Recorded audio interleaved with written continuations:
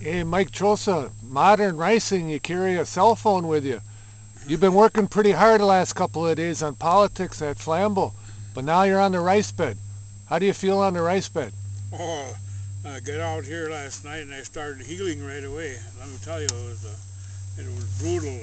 Indian politics is brutal. It takes a lot of energy, not physical, but mental and psychological energy. It takes away from people just to get out here.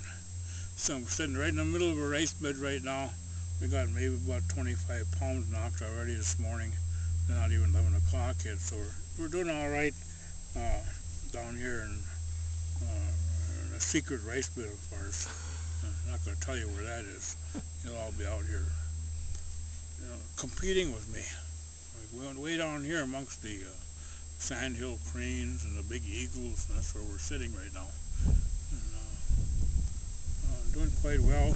The rice is getting very ripe. It's not at its peak yet, though. Maybe another 3-4 days. Uh, so we're hitting her pretty good. You know, they call it in Indian. They call it the moment that came in. Boom, boom. That means we're racing now. And so that's what we're doing.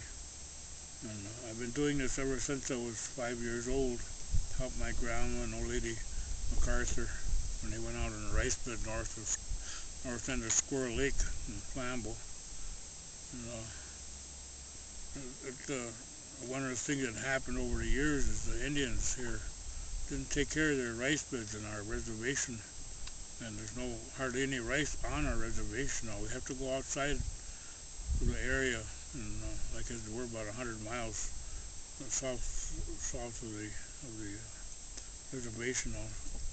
And, I found some good rice there, but uh, it's hard to explain, about racing, about what it means to me. Because I grew up on wild rice and muskrats, beaver, deer meat, fish. That's how I grew up. And so maybe that's why I'm still around yet today too. Is that at least a part of my life was spent gathering and eating healthy foods, Indian foods. And so that's kind of like what it's all about. It's,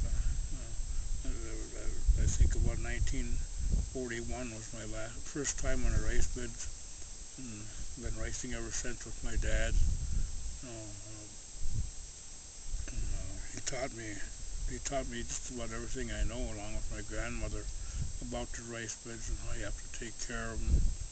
You know, it saddens me to see today in our Indian people going down by the lake and getting in a canoe, and they don't even put tobacco in the water, to thank the spirit for providing us with this kind of healthy food and taking care of us. So tell all you young people that are looking at this, say you should, thank the Great Spirit before you go. We used to even have a ceremony in the middle of the summer where they had the racing chief would go and put our offerings in where the rice beds were, and have a regular ceremony and a feast for the rice. Don't do that no more, and that's one of the reasons why I think that there's a scarcity in wild rice these days.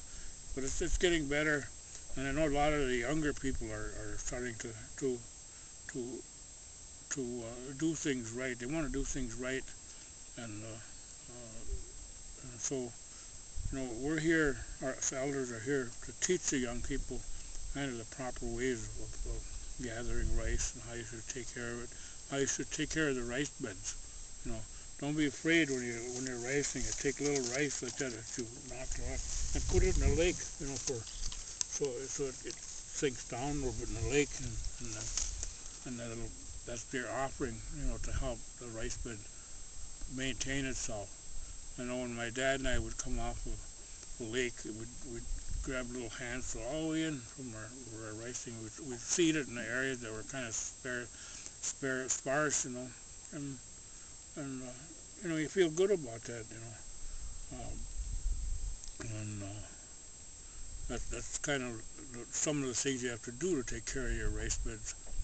the when you're knocking rice, you don't take and you whip it. You take it like this and you just kind of gently tap it a little bit on each side like that. So you get only the ripe rice that falls in your boat, and you don't whip it hard, smash. That's not good. Because you're taking a lot of the rice that only has milk in it or what have you. It's not formed into a kernel yet. Just take it lightly tap it. That way you can go through that rice bed 4 or 5 times before it's through, and take the rice as it's ripe only. If I look behind me now where we've been through, I can see that we maybe took a fourth of what's there. There's probably 3, 4 more passes in this rice bed we're in right now before the rice is gone. And that's how we're supposed to do it. So the people wanna get out and rice, we're here to teach also.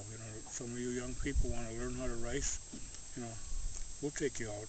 You know, we got canoes. We'll show you how to make rice poles and how to make ricing sticks. These ricing sticks are made out of cedar and carved down, hand carved down. They look like they're machine made because you take your time when you're making these rice sticks. You put a lot of effort into it. They look nice and they're light and they're not too long. They're not too skinny. They're not too heavy. They're really nice rice sticks. You have to do that yourself.